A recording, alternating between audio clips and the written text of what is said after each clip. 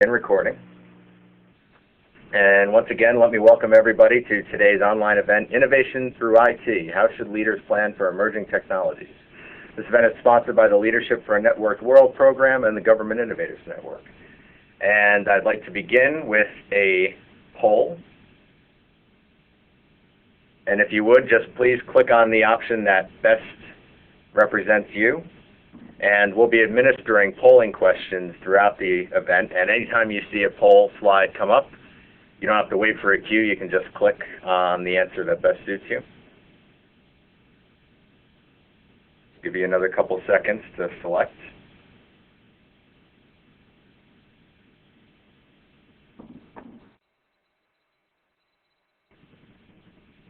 All right, great. We have a couple of international logins today. We'll close that out, and without any further ado, I'll introduce today's moderator, Jerry Mechling, Director of the Leadership for a Networked World program. Jerry. Thanks, Jim, and welcome everybody. We're delighted to have you here today, and we've got a good group and a good issue, I think. In fact, from my way of thinking, I think this is perhaps the most important issue that governments face now and in the near future. That is, governments traditionally have been rather conservative organizations who have felt that they didn't have to change very quickly or very much, and so innovation was not the highest point of their agenda. It was continuity. It was maintaining control. It was doing what we've already learned how to do. But over the last 30 and 40 years, as the economy has depended more and more on innovation, so governments have to depend more on innovation and get better at it. And that's what we're really looking at here today.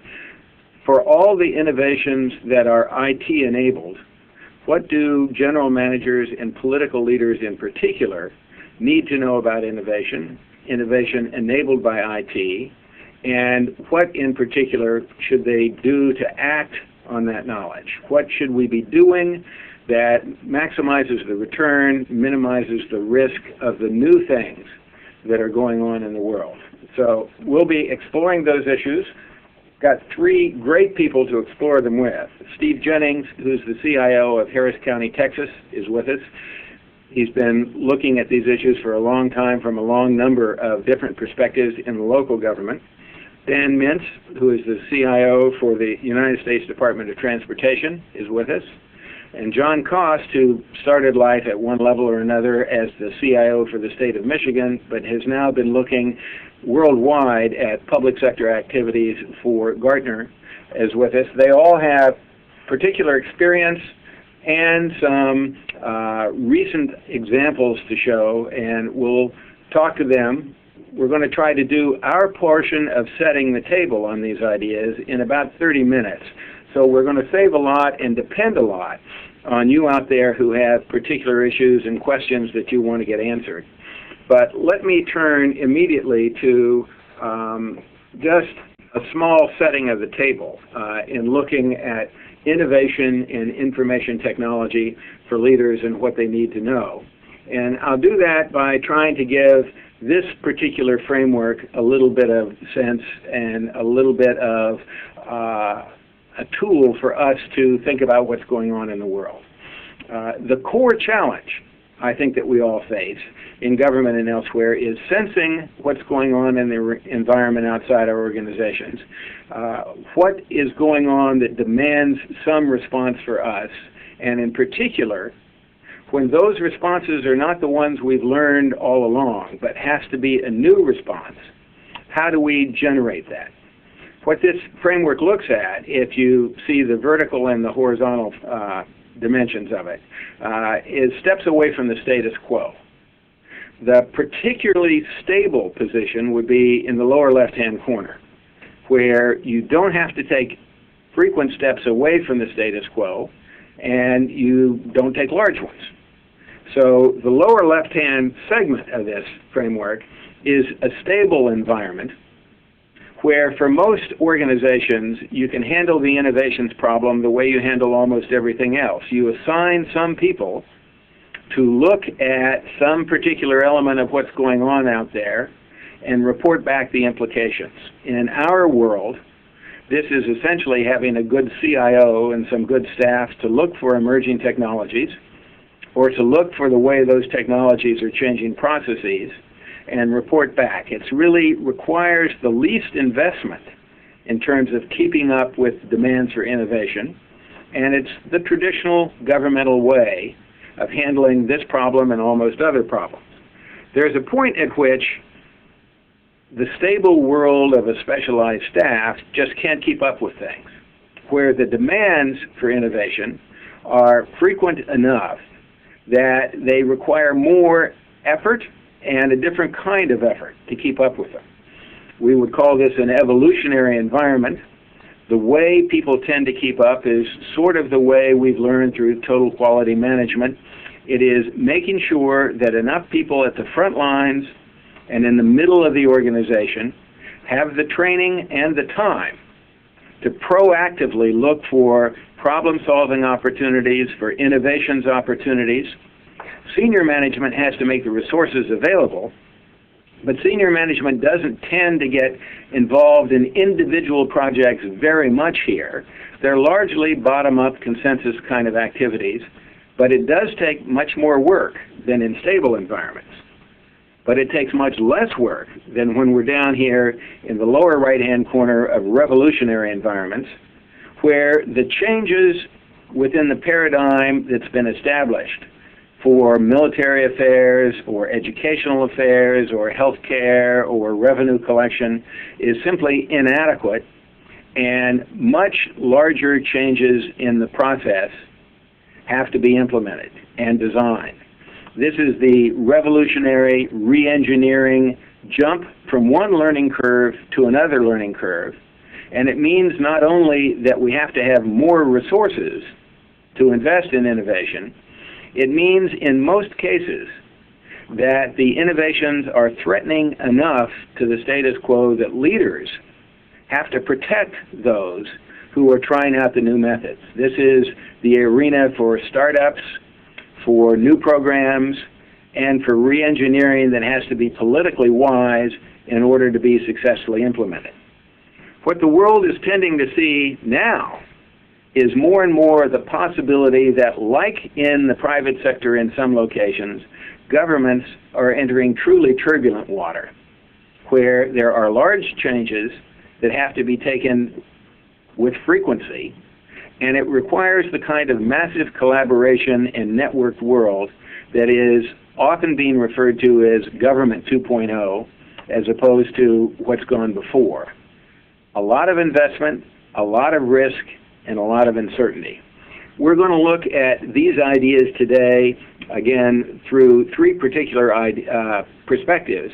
But what we're doing in general is adding on new resources as you go from the stable position to the three other positions. The Northwest evolutionary position we define as leadership that must be more active, making resources available up front to look for possibilities. As you go yet more turbulent and become in a revolutionary world, we think that the key is being adaptive, to recognize that learning that cannot be top-down only must be protected, but it must allow for the fact that we really don't know how we're going to solve a number of these problems. And finally, and in the world we're seeing increasingly today, governments and other people are innovating over the network in what must be a partner-oriented, externally oriented way. So those are the things we're going to look at. I'm putting up a slide to let you know that today's conversation will be brief. I think it's going to be interesting. And we're going to explore it with much these same issues and certainly these same three people in the room with us at Harvard in February. There is a URL up there for those of you who are interested in exploring this more. But let me turn to you, Steve. As you sit there in Harris County, what do you see as the primary guidelines and lessons that we need to focus on if we're going to handle innovation well now? Well, Jerry, thank you, number one, for asking me and having me start off this wonderful conversation. The reality is is if I take a look at my experience over the last 30 years, I think you're going to see it in phases.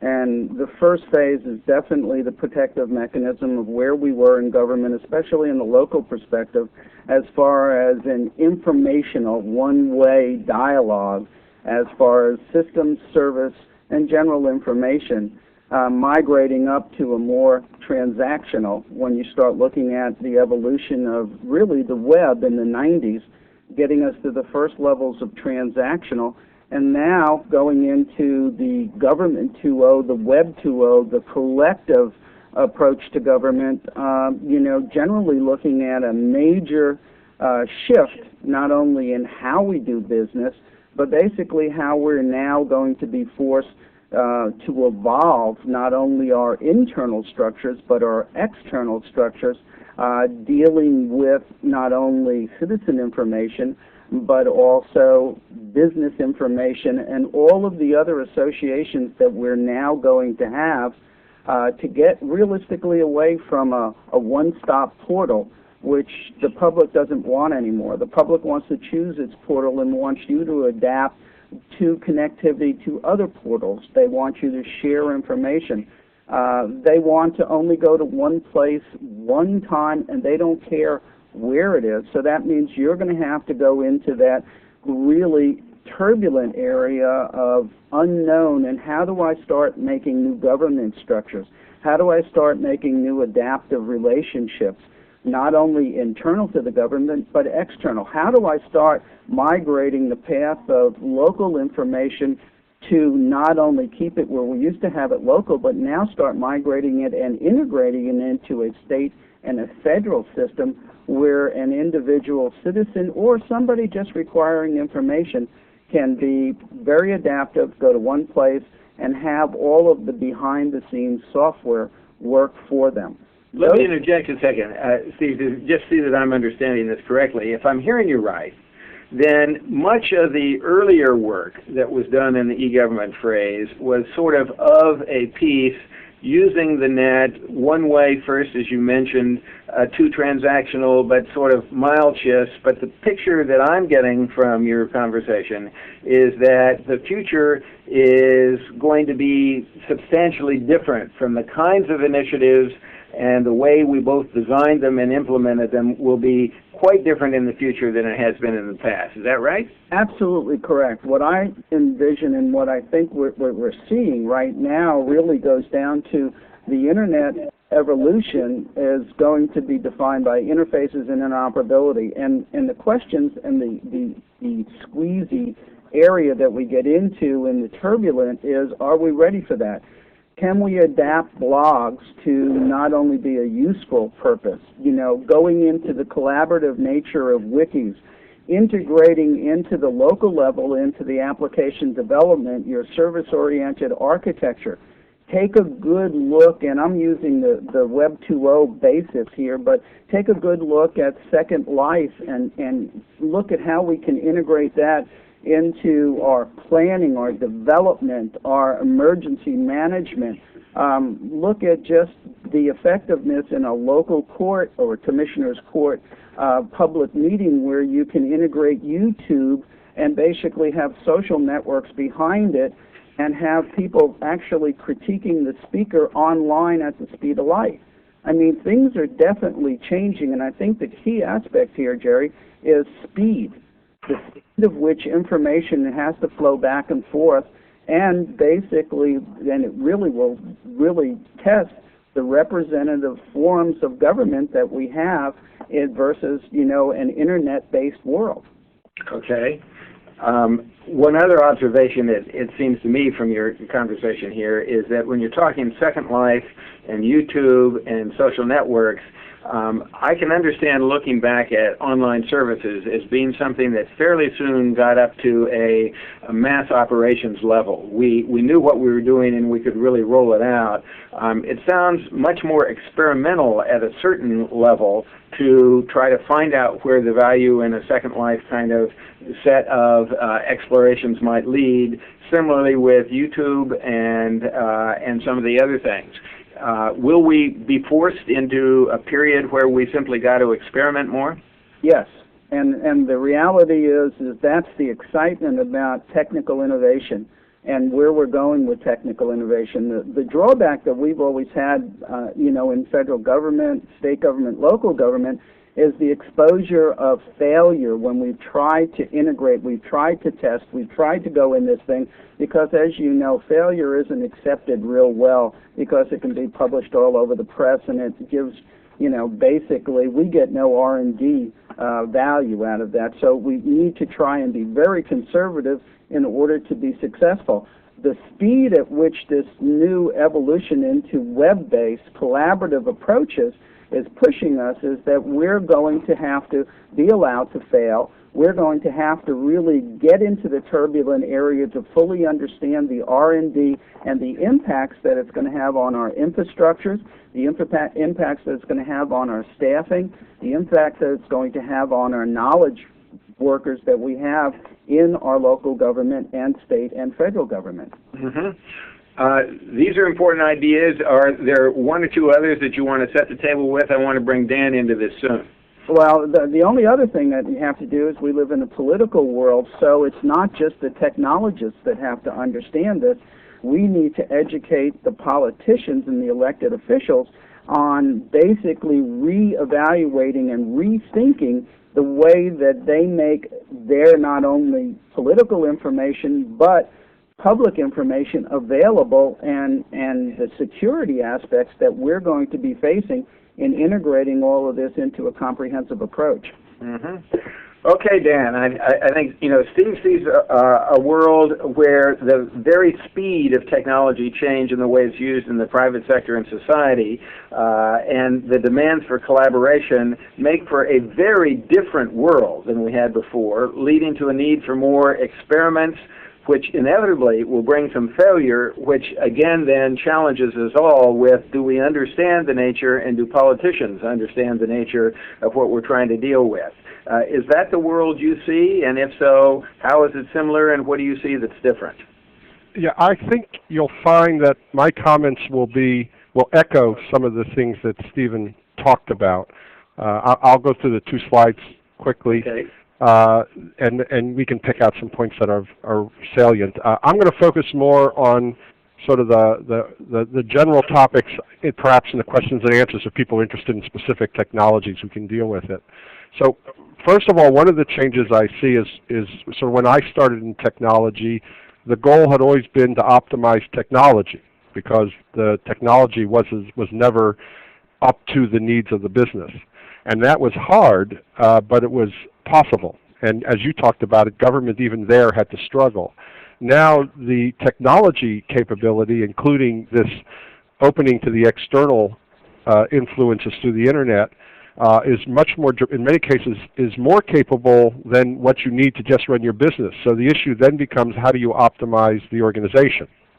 And the changes that the government will have to go through are even harder there, because it's much more difficult to have dramatic change in how a government organization works and how the relationships work. So my feeling is that the big issues here are increasingly cultural, not technical. And that's going to be very hard to deal with. One of the things that the internet does is it tends to empower the tops and bottoms of organizations. The tops because they get greater visibility into the organization, the bottom because it allows people who otherwise might not be able to play a role to have access to policy. And also, and what happens, the people who are historically in the middle start becoming threatened. And we see that certainly at the Department of Transportation as we're trying to work through these issues. Go on. I'm sorry, Dan.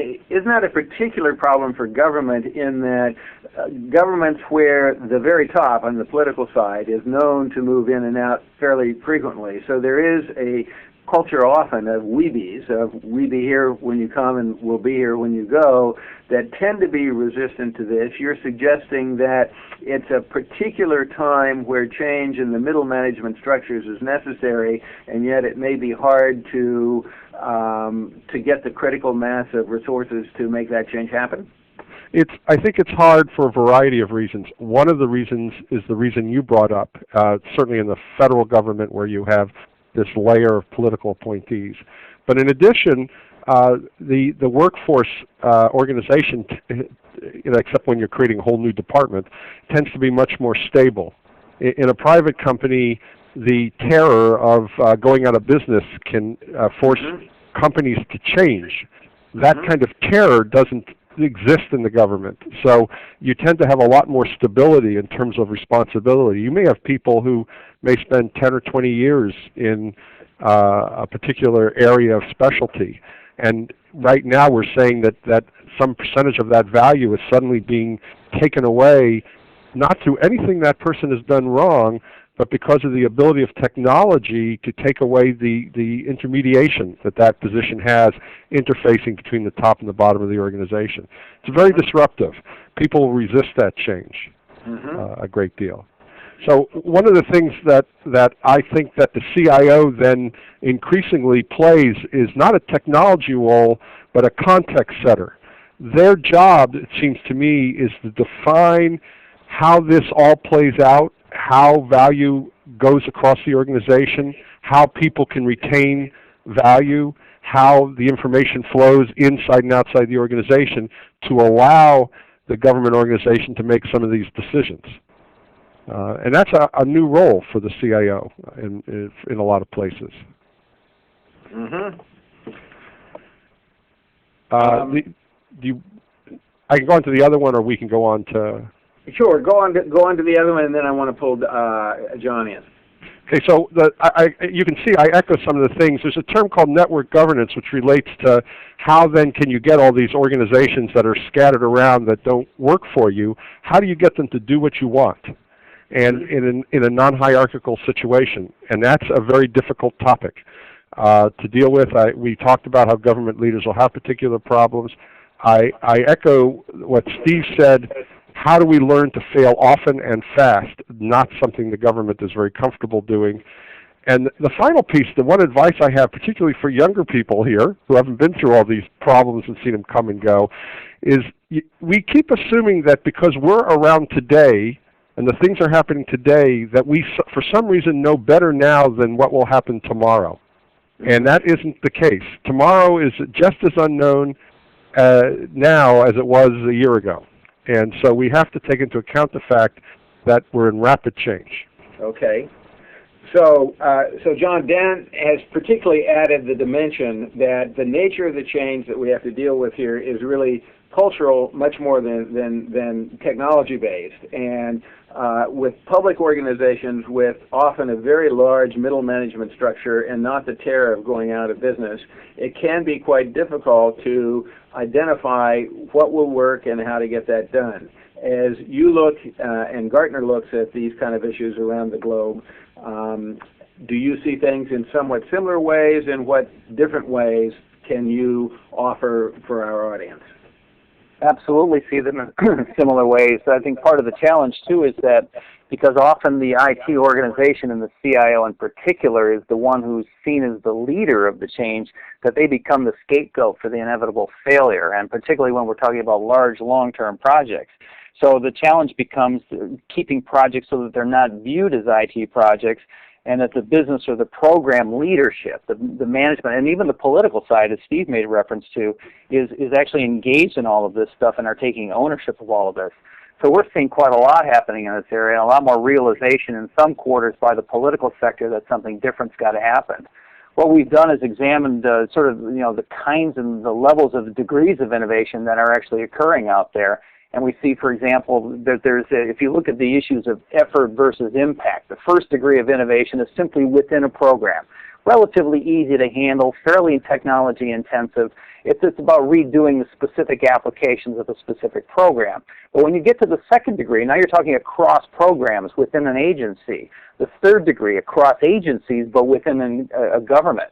The fourth degree of innovation across governments, where you're connecting federal, state, local, state to state, locals to locals, and making that a much broader issue rather than just within the government. The fifth degree is across partnerships, across industries, where you're engaging other sectors of the economy and doing or helping do the work of government.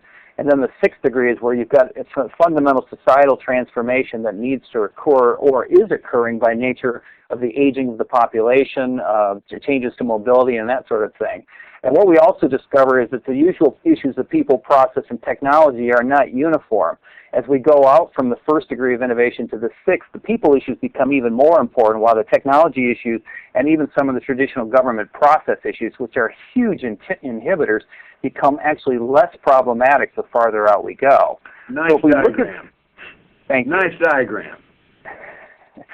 So as we look at this sort of collection of things here and then sort of slide that up and just focus on the impact thing, and this is going to tie very nicely to what Steve and Dan were just talking about without any rehearsal, we might add.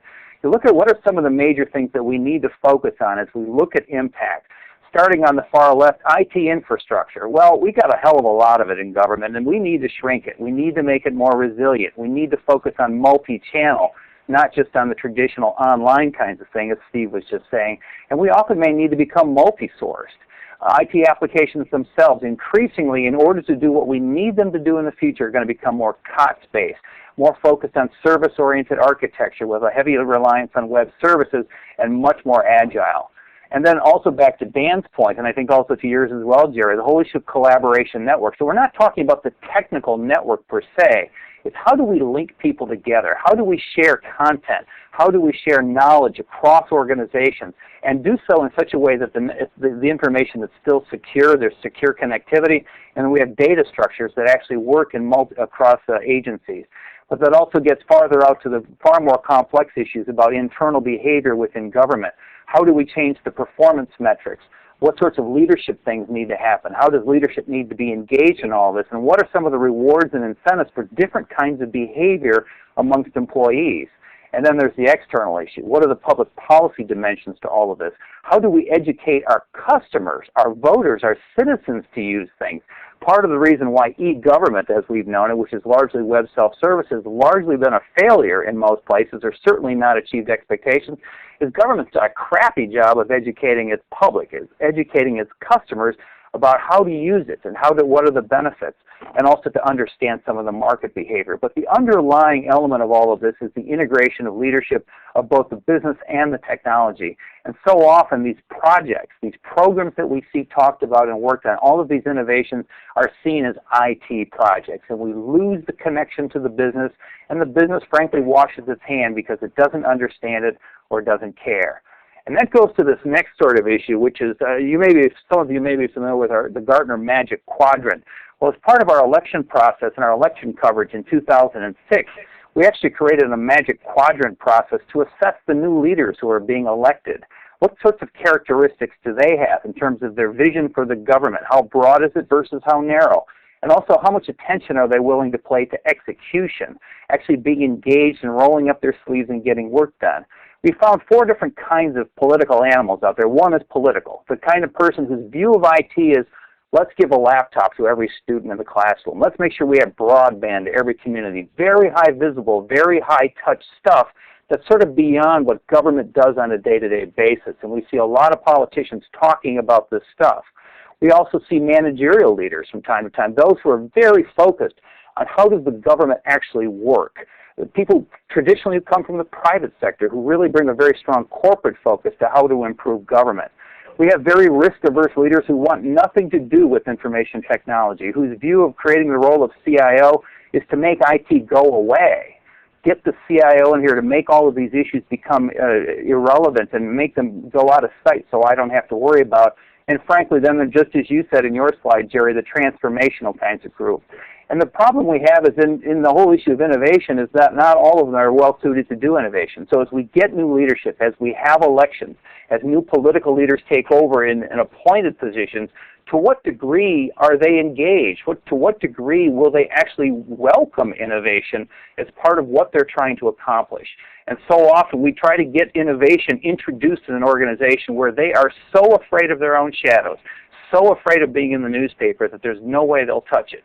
So you really have to do an assessment of what kind of leadership we have, and in way too many governments, the politicians typically fall right here. And then finally, what are some of the drivers? And this really goes back to the political issue. And there's a lot of comparability between the private sector and the public sector. You see these kinds of drivers regardless of the kind of organization you have. But in the case of the private sector, their specific measures of that become things like customer satisfaction, revenue, market share. Ultimately, the government looks at voter satisfaction, effective service delivery, and taxpayer satisfaction, as opposed to, just as was said before, the fear of going out of business. On the business side, it's easy to coalesce, to have the entire organization coalesce around the notion of an easily measurable outcome called profitability. And that, of course, leads to the wealth and job retention of the leaders of the organization. But in the public sector, it's an entirely different matter. The currency of government is not money, it's power. And so to what degree is an organization on the private sector side organizationally connected to this notion of profitability and what we're trying to accomplish, and motivated and incentivized to behave that way, versus on the other side of the equation with, if we want to introduce an innovation, what's in it for the person who would champion that? Do we have a way of aligning what we want to accomplish in the way of innovation with somebody who is in power, who is also willing to be a risk taker? And so I think increasingly we've got to focus beyond the specifics of the innovation, even the specifics of what is the business trying to accomplish, and recognize that we have lots of issues around governance and the characteristics of the political leadership that we're having to deal with in terms of whether we have a snowball's chance in hell of succeeding at all, much less even getting it underway. I'll turn it back to you. Okay, let me ask one question of the panel, and then of the people listening, we want to open it up to be as relevant as we possibly can to the questions that you raised. But back to our panelists. What we have said, if I've been listening correctly to this, is that there's a lot that's new in the challenge of what the innovations challenges are. We have different kinds of challenges. We have to deal with a faster evolving world. We have to do many more cross-boundary things across agencies, across jurisdictions, across sectors of the economy. We know that these kind of changes are much more intensive in the sort of the people leadership than they are in the technology side itself. So we've defined a lot of nature of the problem has changed.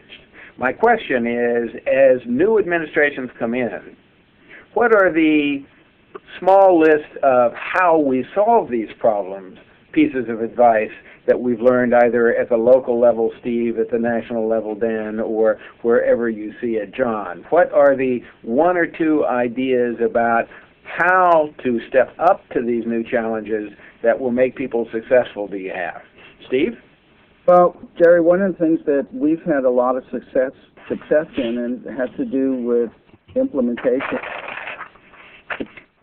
in the justice community. We have 11 verticals in our integrated justice system, and the reality of creating an architectural council to basically not only bring in the sponsorship, a show, and really to get to what John was doing, is to try and make it as risk-averse for the elected officials as you can, and probably on the other side to make it most proactive and integrative in the product that it actually provides. Has been it's been a learning lesson for us. This is a 2.5-year project, but it's really what it's doing. It's moving out of IT, moving away from the IT perspective, where the IT is the implementer, and really the 11 verticals are the sponsors of the implementation. And when you start working as a collective or in a collaborative effort, the reality is everybody's absorbing the risk, and everybody is really being involved in the transition. And we're seeing a lot of success in that area and getting a lot of vote of confidence from the elected officials to do it. Okay, so much more collaborative, and certainly much less led by the IT side, more by the political general management side of things. Dan, what do you see as how we solve these problems? Yeah, in fact, I thought those were great ideas. We also are trying to do that. I guess the things I would add a little bit is also, I guess we're reaching out more it's forcing the CIO to provide the business contact and to help reach out, not just within in our case in the federal government. We're actually working with some of our operating administrations, the parts of the Department of Transportation, and talking to their stakeholders and looking for how the stakeholders themselves can take the lead in some of these areas. The second thing is, and again I want to emphasize the collaboration, because as Steve said, one of the issues are that you have to have enough of a relationship with the business owners so that as you stumble around a little bit, and you will stumble around a little bit with this stuff, that you can survive those stumbles. Mm-hmm. It's not like some, in the old days, you would run projects, and some of them may fail, and you were embarrassed by that, but you at least had a sense that you had a chance of being successful. For these, you're really experimenting a lot of the time in how you want to create these synergies and interaction. So you have to have enough of a relationship with the business owners so you can take small steps and stumble a little bit. Mm-hmm. From your point of view, Dan, and what you've seen both outside of government and as you come in to the federal government, two sources for sort of senior level CIOs. One is bringing them up from a technology community to a higher level position and trying to make them part of the senior team. And another opportunity is bringing people who were naturally part of the political or programmatic senior leadership element and trying to put them in charge, teaching them enough about technology to be in charge of the CIO function. Which approach are more people taking, and which looks good to you? Well, in the federal government, it's actually pretty divided. I'd say, approximately half of the federal CIOs are political appointees, and about some of which have technical backgrounds, some don't, and about half are career staff who have grown up into the position. So you're actually asking me two questions. One question is, what kind of background should a CIO have? Forget whether they're politically appointed or not. In my opinion, the CIO today has to have much more of a business or creative background than a purely technical background. So the technical people who want to become CIOs need to grow. It's easier, I think, to grow people who are creative and understand business than it is the other way around. That doesn't mean that you can't have technical people, but I would look the other way. The advantage of, the second question was political or non-political. The advantage of political people in the federal government is if they have a good relationship, they have much more authority because they're immediately connected to the senior management of the department. Mm-hmm. Typically, the career CIOs go through a layer of management to get to the top. On the other hand, career people will clearly understand their organization better. So it's a trade-off. I think you can go either way. Each has advantages. Gotcha. Let me turn to you, John, for sort of, again, advice on how we solve these new problems. What would your advice be to an incoming administration that really, on how to handle IT-enabled innovation correctly? Well, I think in part, as Dan just said, many of these IT leaders the business leaders have a difficult time understanding IT, but IT leaders have an even more difficult time understanding the business. And frankly, I think that's where more of the change needs to come. So as I brought up this slide, I assume you all can see that, look at the election cycle. Right now, people who are federal CIOs or federal CIO wannabes in an incoming administration in 2009 need to be paying close attention to what are the candidates who are likely to win saying, so that when they hit the ground and start requesting those transition reports come November, you're looking at what does the candidate promise that they're going to do, and then you, the IT organization, rather than responding in a pro forma way to what the politicians have requested in the transition report, is what have they said and how can IT deliver it? Find those quick wins in the early stages of the administration by helping them deliver very quickly. Whether you agree with them or not from a political perspective, help them achieve those quick wins, establish credibility, and then find out that there's going to be a lot more willingness because they now trust you to make investment, to try more complex, larger scope kinds of issues, and be willing to take greater risks at that point. But also recognize 2008's upon us. There's not going to be a lot of willingness to those running for re-election next year in some of the states and some of the local governments to try difficult and controversial things. They're going to want to get those quick wins. So it's really an absolute issue of figuring out from an IT perspective, what did the politicians, what does the business want to accomplish, and how can you help them to deliver it, and therefore have them better understand it, because by them understanding that they can't be successful without you, it's much more likely they're going to be willing to talk to you. Mm-hmm. Okay, we've spent approximately 45 minutes, or approximately half of the time that we've got, sort of laying out some ideas and going back and forth. We've received some questions from the audience, and let me start passing those back to the panel. One person mentioned that mentioning the staffing raises the aging workforce issue and capturing knowledge before they retire. How is government, particularly at the state and local level, addressing these concerns? You're the state and local guy, Steve. What do you say? Brain drain is definitely an issue not in all levels of government, and I hate to say it, but it also impacts private industry. What government's trying to do in the local level, and Dan can talk about the federal level, is everybody's very diligent now about training, upgrading, and trying to get out of old standalone technology. If you look at the difference between government and banking, is banking still uses some of the old code that we wrote 20 years ago, and hopefully government is moving beyond that. We cannot afford to have old technology because it only can be supported by the silver staff.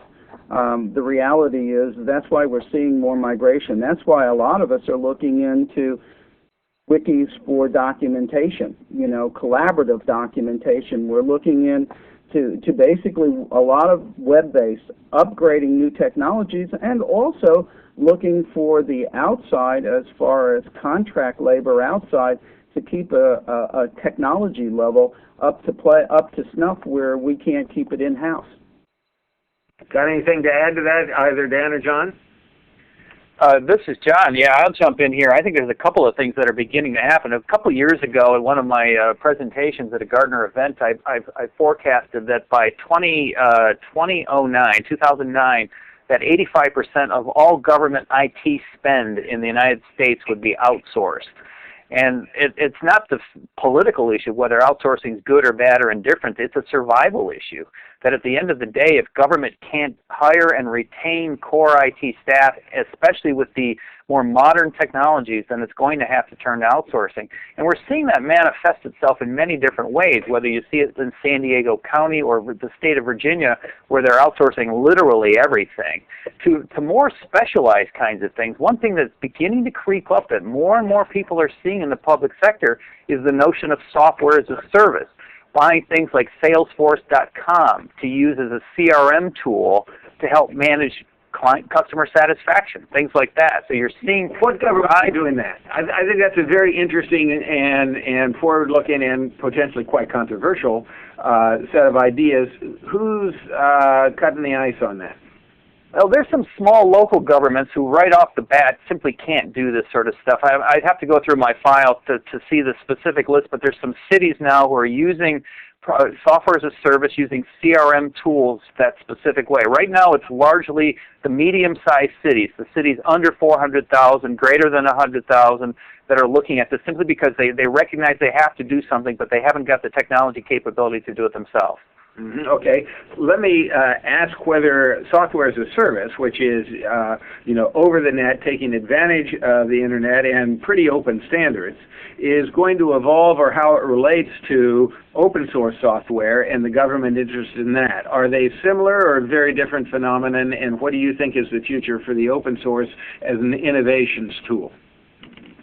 Well, I mean, let me take a quick crack. I don't think that those things are necessarily connected. They could be. I think part of the challenge is whether you can connect the software as a service to your legacy database and your legacy applications, which for government remains a very, very big problem, given the state of decay of many of these legacy applications. We're not seeing in North America a huge take-up an open source as much as we are, for example, in parts of Europe and parts of Asia. It's largely a political reason because actually the TCO, the total cost of ownership of so-called free software or open source software, has not been as good as people expected, so the take-up hasn't been that good. This is Dan, if I could, one thing about the software as a service, and then this sort of relates, I think, actually a little bit closer to outsourcing, because you're taking a certain amount of capability that for one reason or another, whether it be cost or just the capability itself, is perceived as better outside. We're looking a lot at, and we have a couple people have been touching some of the software as a service as a possibility. The challenge is, the one challenge I would say is that there are some people who believe that you can certainly potentially outsource the capability, but you cannot outsource the management of it. Some people think you can, and the point being, if it's a disorganized situation, that is, if you're not planning it correctly, if you're not doing requirements correctly, if you're not designing what you want it to do correctly, all you're taking is a disorganized situation and moving it outside. And that's where you get, at least in the federal government, that's one of the reasons you get some of these enormous contractual failures, is because what was asked for was not well defined. So just merely moving it out doesn't get it organized. It just, and you have to still get yourself, you have to still figure out what it is you're doing. Again, one of the challenges you have is that the government personnel do not necessarily have the experience or expertise in managing these horizontal relationships very well. And that'll be a challenge in that kind of space. Let me insert another question that has come in here. There's been several that I'm aggregating here that look at the challenges we've mentioned of middle management and employees who may not see a seat for themselves in the kind of redesigned and re-engineered work process that technology is enabling. And as they don't see that seat, they can be a major set of opposition and opponents to this. What sort of incentives can be given to meet the needs of the middle management and the employees who don't see success in these kind of transitions for themselves? And can you illustrate with a concrete example and not just some general principles? Any of you? You were so good until that last part. Jerry, this is Steve. The TEC aspect, turf, ego, and control of middle management, the reality is what we see when we're into, I'll use a service-oriented architecture as an example, and we start going over and having councils and flattening the organizational structure, is to basically push them out and integrate them into a collaborative nature with other departments. What you need is you really need to start knocking down the barriers around silos. And that's truly what re-education starts doing, is because the future of our information is almost like a mosaic. We don't know where it's going to be coming from, how it's going to be stored, how it's going to be managed, but we know we're going to integrate it all together to get the picture that we want. This horizontal approach and re-educating them into basically new areas of technology, if that's what really gets them going, or into team leaders. Because you're going to need a lot more teams as you flatten down your organization to get more collaborative. Your various different, areas of interest or your communities of interest are still going to be almost like silos. And they're going to be addressing a lot of the informational impact within that area of interest. And that's where you need to really start integrating your middle management, because they do have a specific knowledge base that can really be disruptive if used the wrong way.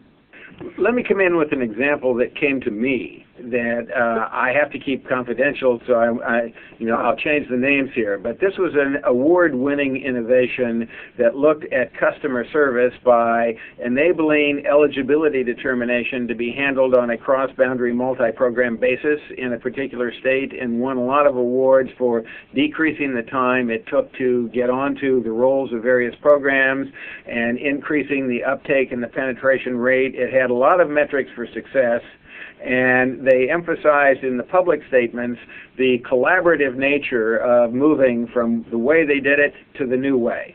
But then privately, they said that the only way they were able to really do this was they had basically a hard-ass legislature that said, we're going to privatize this thing. We're going to let you guys compete internally for it, but we're going to sell the whole thing off if you can't do something a lot different than you've done it in the past. Their comment was that was the only way that they could get enough attention to take this seriously and make something happen. Now, is that an overly cynical view, or is that the kind of incentive that's going to be required of leaders to make happen what needs to happen here? I have an example, literally how we got an integrated justice system back in the mid-70s, 75. We were hit with a federal suit. And the reality is you had 3 different independent justice systems that never had common information elements in it. And survival, again, was the factor where everybody brought down their barriers. We worked together for a singular approach. And survival is, or if you're going to do crisis in government, is you'd be surprised how that all of a sudden will wash the walls and everything becomes clean, because people are literally looking at survival as the motivator for cooperation and collaboration, and you can get a lot of good effort out of it. So I could see how that would work. Mm-hmm. This is Dan. I'll say, I think there's sort of 2 questions here. One is how to cause change in the organization, and there's some examples shown. And we're going through the same thing at the department. But the other question I think was being asked was, with the people who have been forced to undergo the change, that is, these individuals, what specifically was done to make their transition successful? That is, did they have something at the end where they felt they had sufficient self-worth? So I want to say, at the department, I don't have such a specific example that's at the end of the story. We're in the process of making those changes, and I don't know how this is going to work out. We in the IT part at the department level, the operations group, even though we did not formally outsource it, 90% of the staff have become our contractors. Now, that, again, there was no specific event that caused that. As we grew the function, that's how it worked out. The federal staff are not so great at managing this, again, what sort of horizontal relationship. And we're trying to grow the staff and change them so that they either adapt to that, grow, see a career path to that, or move to a different place that can take advantage of the skill set that they want to focus on.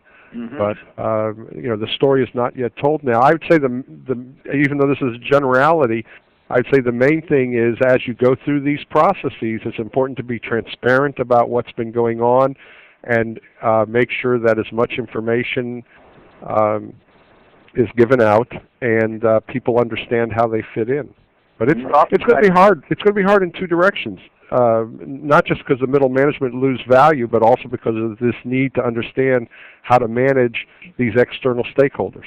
And I want to get into. John, you want to come in on this? Yeah, it's not just, I think you agree, Jerry, it's not just the middle management issue. If you look specifically at the report of the September 11th, the Commission report, one of the things they were very critical is the structure of Congress and how they apportion money and how decisions are made there, which really reinforces the silos.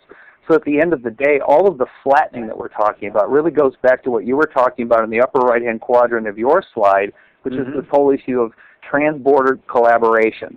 And frankly, that's ultimately the goal of most innovations at this point. It is a huge issue of turf and politics, or TEC, as Steve said, and ultimately the ability to break that down middle management is largely a cog in the wheel. It comes back to the public policymakers. If you look even within a state government, to what degree is a department director willing to give up some control in order to build a better cross-departmental case management system? It's just, there's so many examples where that turf has stood in the way of any progress at all, and it's not at the middle management level alone.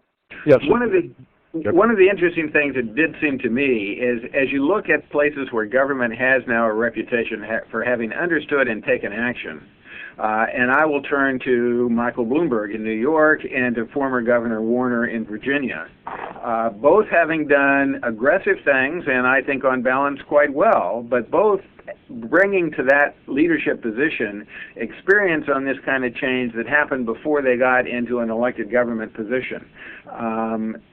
Is that sort of what we will need also, is that we will be dependent upon leaders who not only read a few articles in The Economist or even read up on their Gartner advice column, but have some real skin in the game from before that can play this out well? This is Dan. I guess I'll push back just very slightly on Sure. what John said, but going to what you asked, at the end of the day, if you want substantive changes, you need to have, and this is true, of course, in private companies too, but you're going to need support at very high levels within the government. And I think the lesson there is not just that the fact that these individuals had private experience and brought it to them, but that they were willing to they were on top of the organization and were willing to take political risk, because you need that kind of support. The reality is that the Hill is not going to, for example, for federal business, is not going to change dramatically. It's unlikely to change dramatically. So therefore, the question is, within the context of the reality we live in, what is it that we can do to cause as much of these kinds of changes as is possible? Without strong leadership at the top, providing that kind of cover and focus, you're not going to be able to be very successful. I think Bloomberg and Warner are great examples of the people who I'm talking about in the upper right-hand corner of this one. And you're right, in both cases they came from the private sector. In both cases they came from situations where they were very engaged in IT, and in fact had started transformational businesses where they were. And that's a rare commodity in the public sector, especially in elected office. Very interesting. Let me turn to another dimension of this, how we get over some of the barriers kind of problem. Helene Heller raised the question that we've been talking about middle management, but she is saying to the statement about increased use of technology to enable better business practices, resulting in less middle management. I think for the long term, certainly until government catches up in using IT for innovation, it will be the lower level staff who will decline. That is, the staff who carry the paper. Any observations on the role of the lower level staff in these transitions, the degree to which that staff ends up being a problem, and who has solved that problem well? How do we solve that problem of the lower level staff who were hired for an old industrial paper pushing operation when that's not what we need anymore? I can give you a specific example, Jerry. The Colorado Department of Labor and Employment a few years ago, they were transforming their unemployment insurance system, which, as we all know, was a very paper-based. You had to go into an office, stand in line, fill out lots of forms. They transformed that, so all of the work now is done either online or via call centers. But the people who are answering the phone at the call centers are radically different in terms of their training and their aptitude than the very clerical type employees who were serving the desk before. These are people who have higher levels of education. They are trained specifically for customer service. They understand how to work the various kinds of technologies at their fingertips in order to solve the problem and meet the specific needs of the individuals coming in. They're using CRM tools, for example, which is typically not available at the front line. So in this case, that department had to hire a completely different class of individual or train the other class to perform an entirely different set of jobs. And it was a very difficult and wrenching experience. In fact, they actually had to bring in different people in the HR organization to understand how to do it. And they seem to have gotten away with it, but frankly, that's the kind of hard slog that's going to be required. And again, the reason that leadership has got to be engaged in all of this because of the cultural transformation that will occur. Interesting and clearly important. Let me take it more back to the audience and some of their questions. Here's a question that has come in that says, are there any examples of jurisdictions or agencies that have successfully used Wiki or some other collaborative technology to include the public in decision or policy making? And I'm particularly interested in this, in that if the traditional problem politically is that it's hard to do hard things because unless there's a crisis, the public actually doesn't understand very much or necessarily support innovation when it creates problems. So examples of how we can collaborate more effectively with the public, be very interested, as would that participant in the audience. Couple of examples. Yeah, One, in May of this year, Prime Minister Blair put out a public policy question to the public and created a blog series for the public to respond. Unfortunately, when they did that, they somehow created the expectation that government would actually react to that. And when they got 1.2 million responses, they clearly collapsed, and not maybe coincidentally, but Prime Minister Blair left office a month later. No, that was a coincidence, I'm sure. The government of Denmark, in my view, has probably got the best handle on this whole notion of e-democracy and engaging the public in the process. And they use a variety of the Web 2.0 techniques, but at this point, Denmark would have the best. We haven't seen a whole lot of take-up here in the U.S., in part for a lot of the reasons that Steve talked about in his opening comments, about the fact that 2.0 is in fact an enterprise activity. And so often the functions of government are not organized at the enterprise level, and it makes it very hard to deploy them and use them effectively. There was a CIO originally in Iowa, now down in San Antonio, named Richard Varn, who looked at the customer service functions of government and analogized them to the creation almost 100 years ago of a centralized budgeting, centralized human services, civil service, those cross-government enterprise-wide functions that were brought into being. He believes that customer service could be such an enterprise-wide event, and that when Bloomberg brings 311 in, that is a step, but it is a step in the direction that should have many more governments providing customer service as an enterprise-wide phenomenon and taking it as a shared service away from most of the line departments. Is that happening? Should it happen? On the local level, it really isn't as an enterprise. It's viewed a lot of ways where we can share specific software for tracking, but the reality is that these elected officials have truly a mandate, and a lot of times it's in state charter of what they're to do, and they are the sole directors of how to do it. And so customer service for them gets them elected, and so consequently sharing it on an enterprise basis is not really, up for how to get elected if you're an elected official. Dan or John? Yeah, in fact, I would say one of the top 2 or 3 priorities that I have in calendar 08 is to improve how we make at the department group decision making, because right now it tends to be very power oriented, and for a lot of the things you're talking about, you need some way of crossing all these organizational boundaries and making some kind of relatively collegial decision, as opposed to just somebody on every single decision going up to the top and using a sledgehammer saying we have to do it this way. Those are very hard. And we don't do that naturally for all the reasons we talked about. Cultural reasons. Again, at the Department of Transportation, like most of the civilian agencies in the federal government, the funding is given individually to the various pieces and parts of the department. So they have their own political constituencies. They're not used to working together. So this is certainly something we're wrestling with. In reality, and I believe that some of the foreign governments are doing this, not so much in the U.S., it would make sense to try and do these equivalents on the federal level so that if you want service from the government, you don't have to go to 10 different places. but we're a long ways from that. It's not impossible.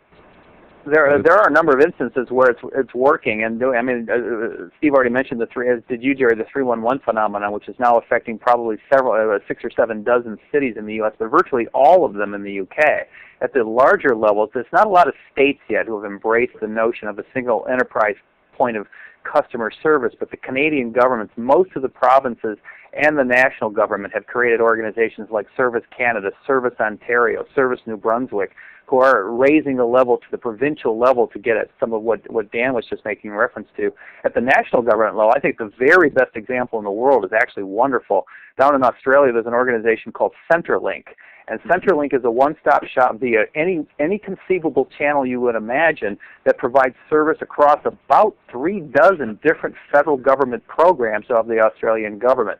They haven't penetrated the state and local market particularly well yet, but it's a great model at the national level for whether it's face-to-face, the contact center, the web, whatever, and they provide a huge range of services. It's a really interesting model. One more thing, Jerry, just one more thing. I will say, again, at the federal level, at least in specific functions, there has been movement in this administration around the e-government initiatives where, for example, just take one example, the department is one of the larger organizations for rulemaking, where historically if you wanted to interact with the federal government relating to a rule that might be made, you had to go to each individual agency. Now in that area, that's all been centralized in one place. You have one website to go. And that's true of a number of those kinds of functions. So within specific functions, you have had a lot more centralization, which I think is a good thing. The broader question of how to provide customer service across the government for everything perhaps could be a next step. Let me follow up with the customer service and John's example of Centrelink in Australia, which I find very interesting and I know was one of the models that Canada used as they were thinking about upgrading Service New Brunswick into Service Canada. One of the things that Australia did was to create a legislatively approved structure that had legal authority to hire people, to allocate budgets, to get budgets from the national legislature, and that given the timing and certain other events in Canada, such formal authority was never established. Is that going to ultimately be a major threat, John, or others, to the construction of the right kind of customer service innovations? Do we have to ultimately get to the congressional level, the legislative level, to create a new structure, or is come let us reason together, voluntary collaboration and virtual integration going to be enough? Well, the statutory issues are going to vary from place to place in terms of whether the governor or the mayor or the county executive has the authority to unilaterally do that. At the federal government, clearly there's going to have to be some congressional action to break down some of the silos and create an organization, even find a place to house it, for Pete's sakes. I'm not even sure how the feds would handle that at this point. Mm-hmm. Well, I will say you need a lever of some sort. So in this case, so far the lever in this has been the White House. So Office of Management and Budget, OMB, has been the hammer to force change in terms of working across agencies within the context of the e-government initiatives. And that's been quite controversial. There's a lot of pushing and pulling between the legislative branch and the executive branch over whether it's been done right or is appropriate or inappropriate. It would be a lot easier, perhaps difficult in today's environment, it would be a lot easier if the two branches could get together, figure out how to manage budgeting collectively for shared services kinds of capabilities so that you didn't have turf wars as well as all the management and cultural problems. I'm shocked, simply shocked to hear that there are turf wars going on here on these sorts of things. Dan, one of the audience has brought up actually congratulations of what the federal government has been doing in an area you just talked about, which is the shared services arena. And the question they raise for Steve and for John is the extent to which the local governments will be moving aggressively into the shared services arena as a kind of innovation that should be high on the priority list. Is that taking place? Will that take place? Should it take place? Steve? I believe it should take place. I'm a proponent of shared services and the integration, if you really want to look at it from an enterprise perspective. Is it taking place not as fast as we would like? Again, you butt heads with the various different areas of turf. When you start looking at shared service, you start butting heads with integration and ownership. You start butting heads on governance, new governance criteria and modeling in the whole shared services arena. So there's a lot of realistic little things that have to be worked out. If and when, I won't say if, but I will say when shared services becomes more prominent, and I really do think that's when we get into the Web 2.0 function and the speed of which we're going to have to start adapting. I do believe that you're going to see the magnificent benefits and cost benefits of providing shared services and shared service approach on the local and state level. I think we're already seeing an example of that in the 311 Center in Miami-Dade County. Miami-Dade County runs the 311 Center not just for the county, but for the city of Miami as well, and I think they have ambitions to expand that to others. But I think, and Steve and Dan both made reference to the fact earlier, oftentimes it's going to take a compelling event. And frankly, I'm a huge proponent of shared services, and frankly, if you look right now at the pressure that state government is putting on the counties in Florida, as a result of changes in how local government is funded, why the county governments would not be getting together to do shared services across innumerable numbers of functions, 311, financial systems, all sorts of things that can be easily shared simply on an administrative basis because they are under enormous pressure to save money. Why they would not be doing this is just mind-boggling to me. So shared services, absolutely huge potential. Having said that, as was just said, this is a huge governance problem. Getting people to break down those turf barriers is going to be ultimately the thing that will prevent it from happening. But frankly, this is the time as we go into these budget problems in the states for this sort of thing to take off. Mm-hmm. Now, speaking of the financial problems, one of our audience participants, Virginia Satter, I believe, says, even if there is strong leadership, funding is a hard sell, especially when results will not be evidenced prior to the end of the political cycle. Most politicians are, quote, short-term, and it is difficult to form a strategic vision past their term of office. Also, technology does not always replace staff, as mentioned. Many times, staff needs to be educated in a higher training level, for example, with using blogs and wikis. A staff person needs to monitor and respond to the correspondence. So the question is, are we making the funding hard sell correctly? Is there anything we could do that would make better business cases for the kind of innovations we've been talking about here? So this is Dan, and so let me take a minority perspective on how to sell shared services and some of these technologies. Sure. I believe that return on investment and cost, though it's important, is ultimately is a dead end, and the reason is because it's almost impossible in these kinds of organizations who do not do very well-defined cost accounting to even determine the as-is cost. Right. So to know that it used to cost $4 and now it's $3, you'll never know it used to cost $4. The focus that I've been pushing at the department, I mean, you can't spend more money, and you want to save less, you want to spend less money. But the focus that I'm making on the department goes back to the personnel and brain drain problem. I think the fundamental issue we have is one of the most precious resources that government agencies have are people who understand mission.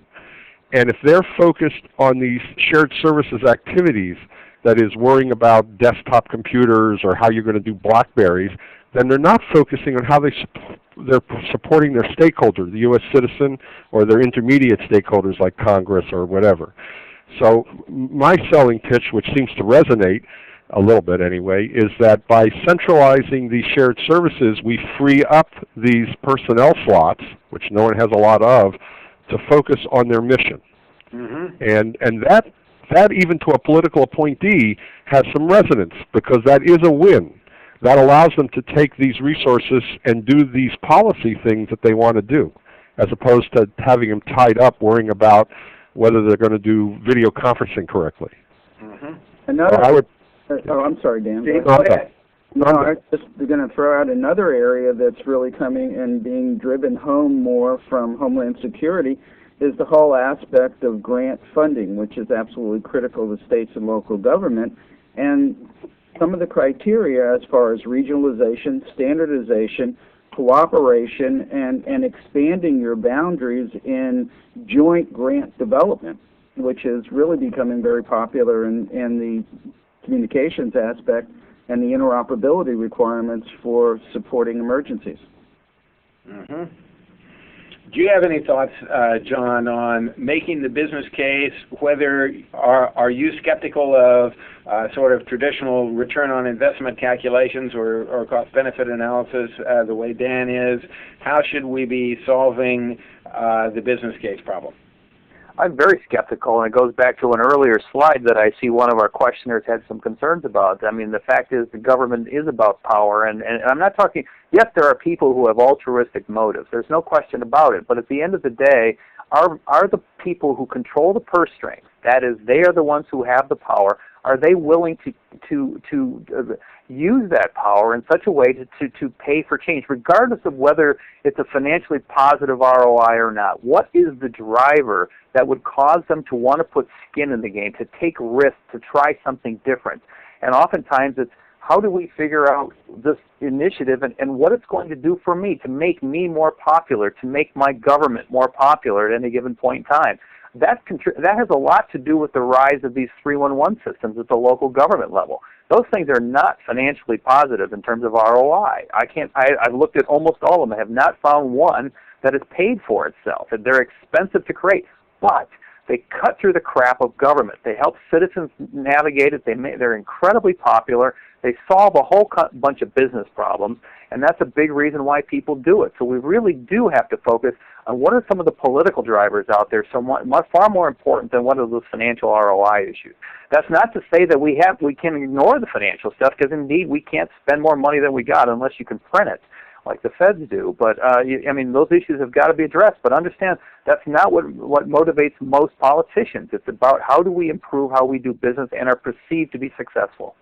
Okay, we've got about 10 more minutes here, and panel, you should know that the last question I'm going to ask you in about 5 minutes is what your parting advice for this group would be. But we do have, I think, maybe time for one or two more other questions.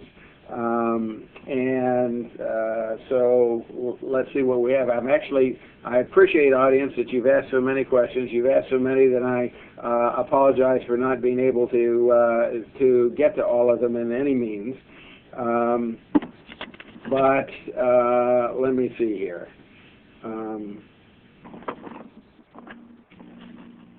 We have a number of questions that are actually ending up being statements, but let me turn to a different topic that goes back to something we brought up earlier about the impact of all these new communications on how we relate to the public and how politics is conducted, and particularly the role of voting. Bill Huang says, how do you view the potential of e-voting that's been spearheaded in particular by some of the Baltic countries, such as Estonia? I think that's fair for you, John, since you have such a global perspective on things, and Dan and Steve don't necessarily, but I'd be interested in any of your ideas. Well, e-voting, I assume Bill is talking about the issue of voting online for the normal election process as opposed to more ubiquitous e-democracy process. Bill, if you're still online, if you can confirm my suspicion, I think that there's all sorts of different channels to improve the way voting is done in North America over what we have. But, first of all, we talked about the issue of turf in politics. The willingness of municipal clerks to give up their control over how that process is conducted is one of the major impediments that's out there. But there's many, many more. This whole fear of privacy issues and security of voting machines and all of that. There was a big article in the Washington Post today about whether the Secretary of State of Ohio is going to be willing to go along with the new process, or whether they're going to suspend and completely throw out everything they tried in the last two elections. And a lot of these fears are really politically motivated. So frankly, I think technically there are very few technical challenges around changing the way voting is done anywhere in the world. The question is whether the politicians are going to stop bad-mouthing all of these techniques for the political gain that can be gotten from it. Mm-hmm.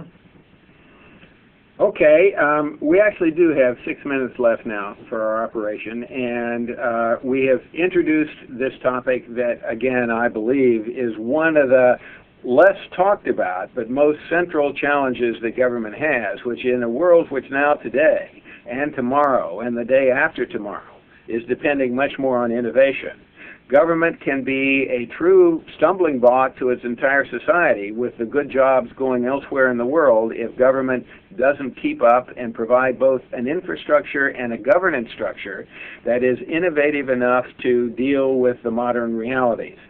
We've talked about how the new innovations are different, raise different challenges, and might be handled differently. As we sort of exit this now, let me turn in the same direction that we had at the beginning. First to you, Steve, and then Dan, and then you, John. What are your parting thoughts for this topic and this audience? Well, my parting thoughts are, really it's a brave new world out there. I think that, where the norms of an organization will change, it's not, a fact, it's just when it's going to happen. We do know that the whole infrastructure, information delivery process and integration is going to change. We're watching it change now with various different evolutions, and we do know that regardless, we're going to have personnel issues. Their responsibilities are going to change. Their collective knowledge base is going to need to change. Their skill sets are going to need to change. And the reality is it's almost like, we have our hands on the tail of a tiger. The reality is we're going to need to ride with it. We're going to need to be adaptive. More than anything, we're going to have to be adaptive and basically embrace change and be willing to take a risk and calculate your risks, but be willing to take a risk and don't worry about failing. It's going to happen. Mm-hmm. Dan? Well, I'm going to return, I guess, to a theme I brought up at the beginning, that this is fundamentally a cultural issue, not a technology issue. And what that means is for those people in the audience who are technologists, or for those people who are hiring senior technologists, we need people who are not just doing technical things, but we need people who can understand the business mission and strategic mission of the organization so they can figure out how to translate the impact into that back and forth.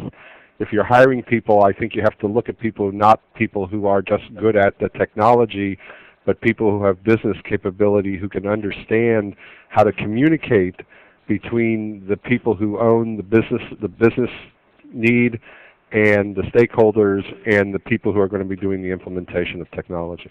Mm-hmm. John? Yeah, just to reiterate some of the things I said earlier and try to be very emphatic when I give my presentations to the audience. First of all, don't let projects become IT projects. They've got to be business-led projects. There may be IT elements, there may be IT critical success factors, but it's got to be business-led. And frankly, anytime a CIO steps up to be a project manager or have the project manager report to the CIO rather than into the business, it's already on a very slippery slope to disaster. Make sure governance is right. I mean, I have seen so many processes created. The federal government uses earned value management, and the Australians use demand value assessment models, and there's all sorts of other things like that out there. What these are processes to avoid having actual live bodies involved in the governance process. We have so many decisions, we have so little engagement from political leaders, we create processes to score stuff. Well, that may help you in the short term in terms of figuring out what's the right action to take now, but at the end of the day, when these projects start going in the dumper or even heading in that direction, if you don't have the understanding and the political buy-in of the leadership of the organization at whatever level is necessary, then it's going to fail and the IT organization is going to get blamed for it. So that's a huge mistake right there. It's really critical, particularly as you're approaching an election or immediately after an election, to build credibility. Focus on small, modular, quick wins. Understand from the business and political perspective what it is that the government's trying to accomplish, and figure out what IT can do to deliver it. Don't focus on what IT's goals are. figure out IT can help in order to build the credibility. Because at the end of the day, the success of the IT organization is very much linked to the political success as well. And frankly, those in IT who prefer to avoid being involved in politics, I can understand that. Politics is a nasty business. Been there, done that. Got the T-shirt and the scars to show for it. But at the end of the day, that's what government is, and that's what drives it. And frankly, to the extent that we in IT prefer to bury our heads in the sand and not understand the business and the politics of what government's trying to accomplish, we really do ourselves a disservice as much as anybody else. I'm still here, John. I'm just digesting the degree of ideas that are there that are important and clearly heartfelt, and it's the kind of advice that I think is very useful for all of us. Let me turn to the audience and say that while we're going to close this part of the operation, I'm going to turn you over to the Ash Center and our ability to run a chat session that'll keep some of these things going as well. I'd like to thank you all because I think we have been working on, again, a very central opportunity and challenge for government. Innovation is where the value added comes in the private sector, but while a lot of people don't recognize it, innovation is where the changes in productivity come in the public sector. It's where the changes in equity and our ability to include and reach people with services come from. It's where the changes in transparency and the legitimacy of government come from. So if you want to be a leader and an effective leader in the government challenges today and in the future, innovation is where it's at, and the biggest changes are coming from IT-enabled innovations. And frankly, they're going to require us to invest and to be smart about how to make those investments as successful as possible. There's an increasing degree to which we need to be active, meaning make sure that the portfolio is invested in, that we're aware of where the innovation dollars are going and why that they are going there. We need to be adaptive, recognizing that a lot of this will be experiments and an attempt to look outside to see what others are doing and to transfer good practice from one locale to another. And increasingly, they will be networked and partner-oriented activities, often driven, I think, by the demand for improvement that will get phrased as the threat of outsourcing, which is an important way to think about how the future is going to reconfigure itself and redesign itself. We obviously didn't answer all of these questions. We mostly raised them. I think that there were some good nuggets that I hope were valuable for you. But if you've got the time, why don't we stay engaged? Jim? Thank you, Professor Mechling. And first thing I'm going to do is just throw up that URL address again for the executive education course that Jerry was talking about earlier. And you also have another way that you can get to this. If you go to the event page by which you logged on to this chat in the first place, you'll see that we have a related resources page. And you can scroll down to that, click on resources, and it's right at the top of the list. We have a link to the Leadership for Networked World main page, and then the course page, and that'll bring you. That'll bring you to something. Top link, yes. I knew what I was doing. All right, so there's the same class page. So that's the second way to get to it. And as I mentioned in the beginning, and as Jerry reiterated, we're going to be opening up a chat room, and I'm going to show you how to get to that.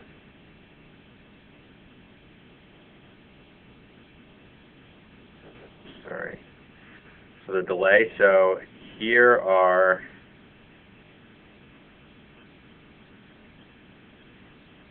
here are your instructions on how to get there. And basically what you want to do is type in www.innovations.harvard.edu. That's the Government Innovators Network homepage.